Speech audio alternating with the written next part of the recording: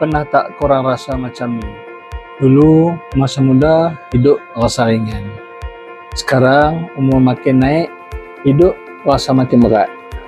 Kenapa boleh jadi macam tu? Sebab bila umur dah meningkat, tanggungjawab juga meningkat.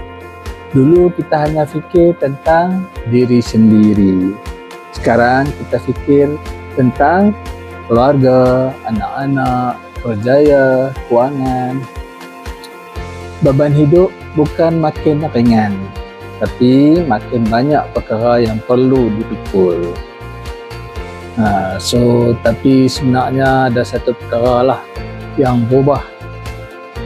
Bukan hidup yang makin berat, tapi cara kita melihat kehidupan.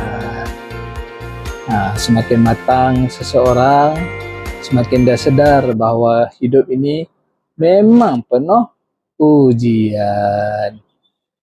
Sebab tu orang yang benar-benar matang bukan orang yang hidupnya paling mudah, tapi orang yang paling kuat menghadapi kehidupan. Umur yang meningkat bukan tanda kita semakin lemah, tapi tanda kita sedang belajar menjadi lebih kuat.